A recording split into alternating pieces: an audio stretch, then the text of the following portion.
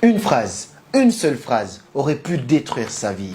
Une phrase bien pliée dans une enveloppe aurait pu détruire sa vie entière. C'est l'histoire d'un petit garçon qui était élève.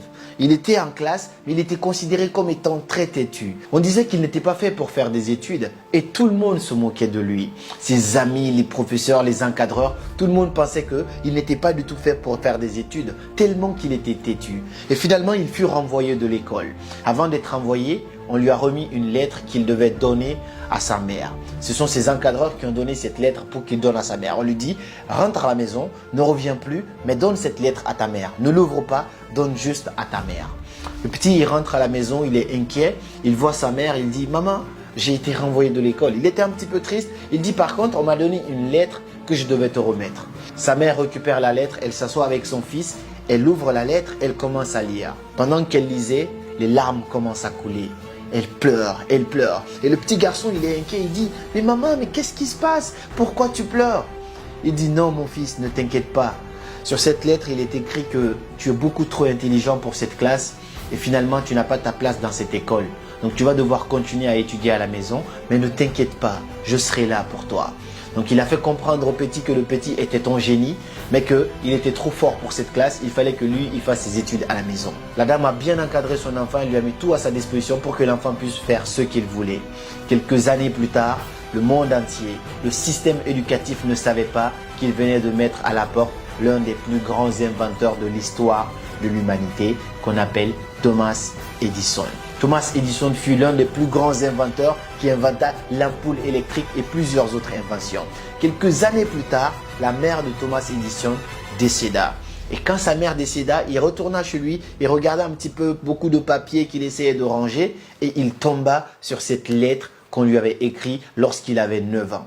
Il prit cette lettre, il l'ouvrit finalement pour lire, pour voir qu'est-ce qui était vraiment écrit là-dedans. Et malheureusement, il était écrit dans cette lettre que votre enfant est trop têtu, il est déficient, il n'est pas fait pour faire des études. Malheureusement, nous ne pouvons pas le garder dans notre classe et vous devez le garder chez vous. Thomas Edison lut cette lettre et commença à pleurer. Il pleura pendant des heures et des heures. Il était choqué et finalement, il retourna cette lettre et écrit au dos, Thomas Edison était un enfant têtu et déficient, mais grâce à une mère héroïque, il devint l'un des plus grands inventeurs de l'histoire de l'humanité.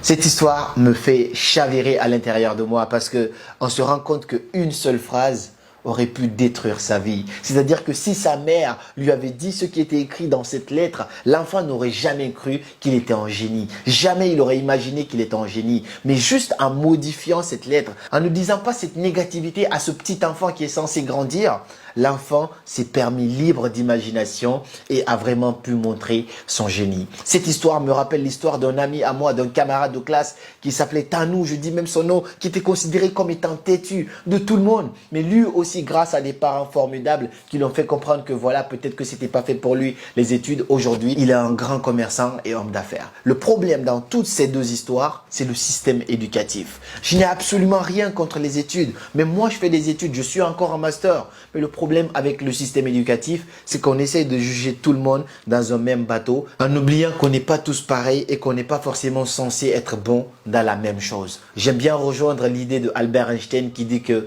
tout le monde est un génie. Mais si vous jugez un poisson par sa capacité à grimper un arbre, il va croire toute sa vie qu'il est stupide. Mets-le dans l'eau et tu verras de quoi il est capable. Alors tout le monde est un génie. Lorsque tu prends Lionel Messi, son parcours scolaire, on ne sait pas, on n'en a même pas entendu parler. Il était peut-être pas du tout bon en classe, mais mets-le sur le terrain de foot, passe-lui la balle et vois à quel point il est incroyable. Les Sadio Mané, donne-lui la balle et vois à quel point il peut te montrer qu'il est un génie. Là, je te parle des footballeurs, je peux te parler des Pablo Picasso, je peux te parler des Boubou Design, je peux te parler des Kabila Lamé. Chacun a son génie dans un domaine différent. Et si le système arrêtait tout simplement de mettre tout le monde dans un même bateau, on nous donne tous les mêmes baccalauréats, on nous évalue de la même façon et on nous juge exactement comportement pareil alors qu'on n'a pas forcément les mêmes facultés. Il y en a qui sont bons en classe. Moi, je faisais partie de ceux qui étaient tout le temps parmi les premiers. Mais est-ce que les premiers de la classe sont forcément les premiers dans la vie? C'est pas forcément le cas. J'ai vu des premiers qui travaillaient en tant qu'hommes de ménage alors qu'ils ont terminé avec des grands diplômes. J'ai vu aussi des derniers avec des grandes entreprises. J'ai vu des totos, des paresseux, des têtus en classe qui sont aujourd'hui des grands hommes d'affaires, qui sont aujourd'hui en train de gouverner, de diriger d'autres personnes qui étaient premiers de leur classe. J'ai pas dit que si tu es premier, tu vas finir mal. Pas du tout. Je ne suis pas en train de te dire ça. Mais ça ne veut pas forcément dire que être premier en classe, c'est ce qui va déterminer ce que tu vas devenir dans l'avenir. Si le système éducatif arrêtait tout simplement de traiter les gens de têtus, de juger les gens, de mettre de la négativité dans la tête des gens et comprendre qu'on n'est pas tous censés être bons dans la même chose. Aujourd'hui, le système éducatif pousse tellement de gens en dépression. D'après une enquête réalisée par une université privée à Rennes, en France ici, 60% des étudiants présentaient des signes de dépression, des petits signes de dépression. Le système éducatif met de la pression. Vous devez rendre ça tant. Si tu n'es pas bon dans ça, on écrit déficient, défaillant, t'es pas assez bon, nul, doit se revoir, a des problèmes psychologiques. Mais non, t'as pas forcément un problème psychologique. Peut-être que là, c'est pas ton truc. Mais peut-être que le dessin, c'est ton truc. Peut-être que la musique, c'est ton truc. Peut-être que le foot, c'est ton truc. Peut-être que les réseaux sociaux, c'est ton truc. On n'est pas tous censés être bons dans la même chose. Et si on commençait à un petit peu avoir cette ouverture d'esprit et comprendre que dire des choses négatives à une personne aujourd'hui pourrait détruire sa vie tout entière. Donc que ce soit à l'école ou même dans la vie courante, évitez de dire des choses qui vont peut-être marquer les esprits des gens. Pour finir cette vidéo, j'ai juste une question pour toi. Est-ce que tu penses que si la mère de Thomas Edison lui avait dit exactement ce qui était écrit dans cette lettre, est-ce que le monde entier aurait connu ce grand inventeur de l'ampoule électrique? Ça, c'est une question à laquelle j'ai beaucoup songé et j'ai hâte de te lire dans les commentaires. Suivez vos rêves, ils connaissent le chemin.